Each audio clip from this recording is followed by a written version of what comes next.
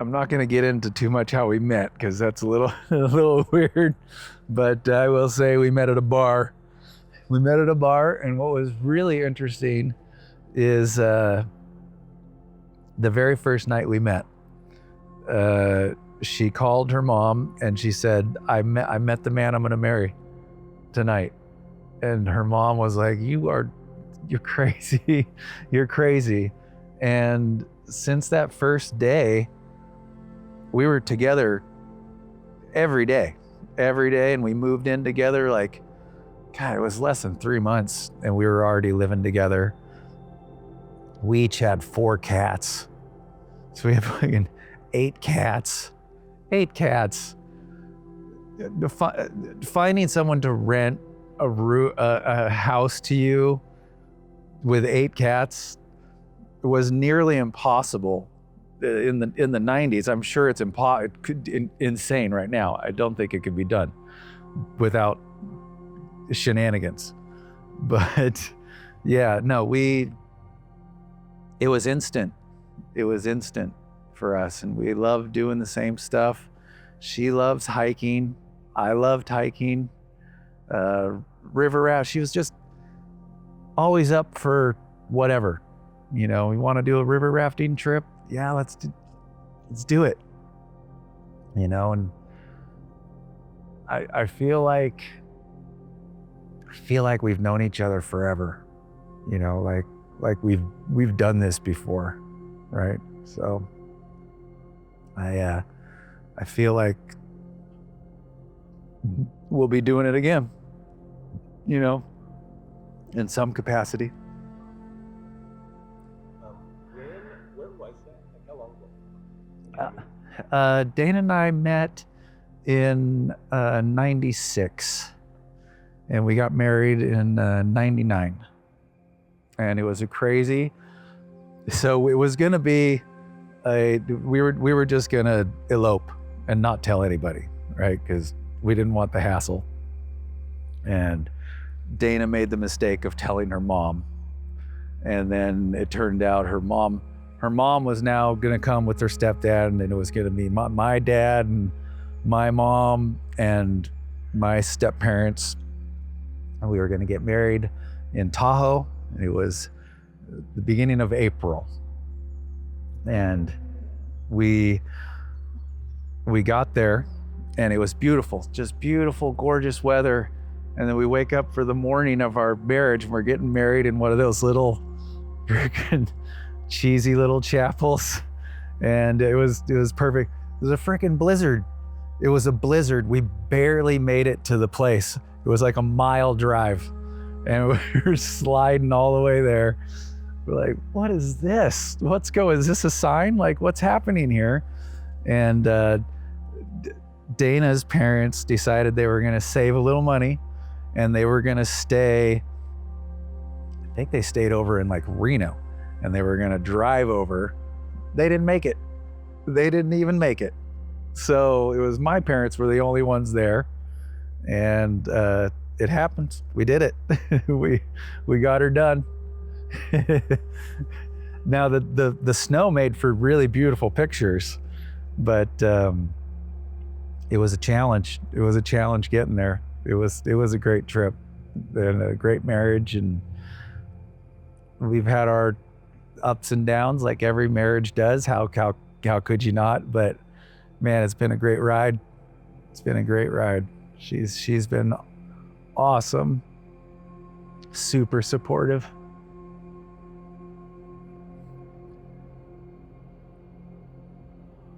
Yeah. That's what I'm the most sad about. I just...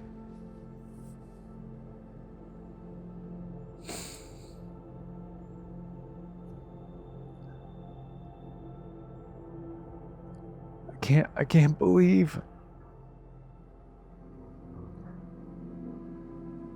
I'm not being here for her.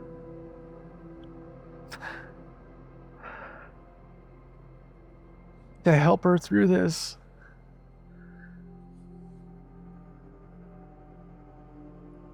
There's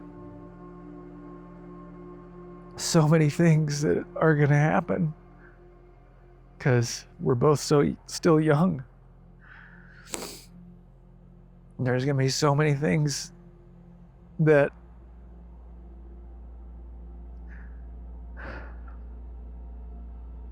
I feel like I need to be here for her. And that is the hardest part.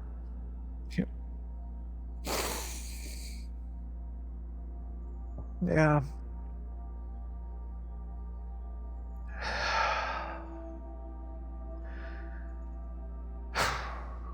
It's tough.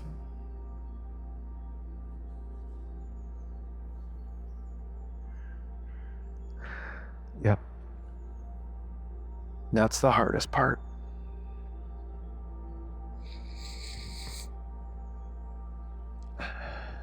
So it's just crazy because it's not what I was expecting. You know, I thought it was going to be something relatively mundane, you know. And then that shit got flipped. And then it's just, everything just became so surreal, you know, like, wow, it's really happening. There's nothing we can do.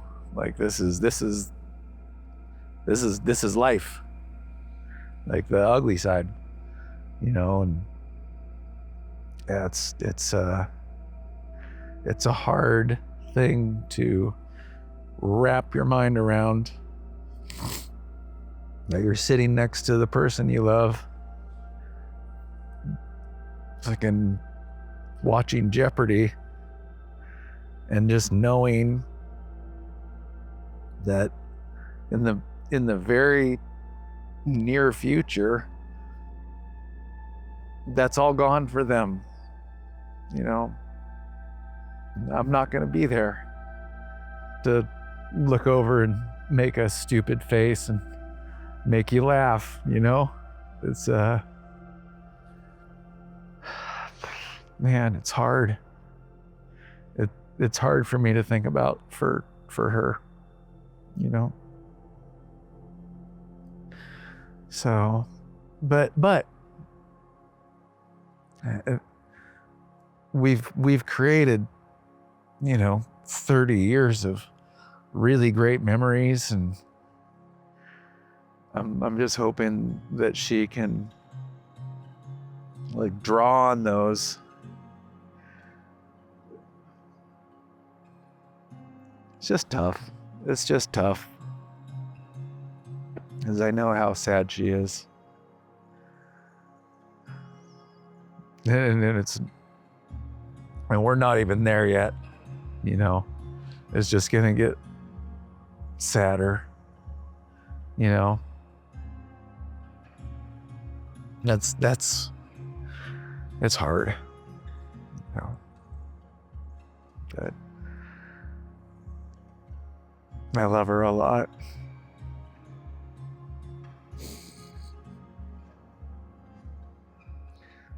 I know that for her, I'm like the funniest guy she knows, right?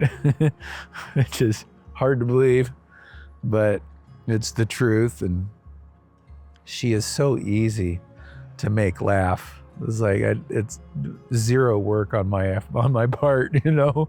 It's so easy, and I'm gonna lose that too. You know, it's like my best source of inspiration. Like, it's so easy. I don't even have to do anything. And yeah, it's, I just want her to have that, you know. I want her to be able to keep laughing, and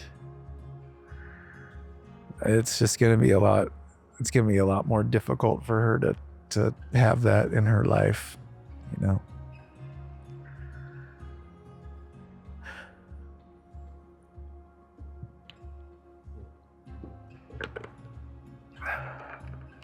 she's got a lot of support.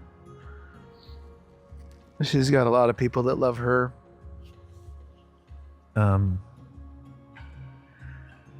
But it's not the same. You know, she's told me, she's like, I don't want the support, but I want you, you know? So, yeah, it's all part of it. You know, there's a lot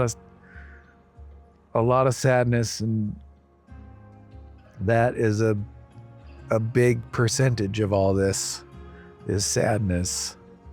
And then at the same time, you're just so busy with doctor's appointments and everybody wanting to see you, right? And which I totally get, you know, but it's like everyone's been great, respectful, not pushing themselves, you know, and you know, everyone realizes what I'm going through and just wants it to be easy as possible and smooth as possible for me, while still being able to get their time with me, you know. And it's just a lot of time management, you know, because I want to see everybody too. I want to give everybody hugs, you know, and yeah.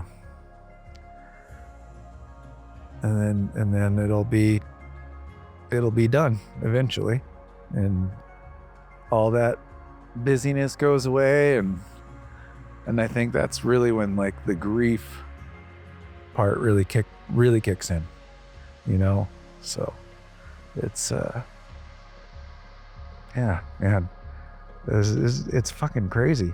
It's just really surreal, you know, just to try and think in those terms.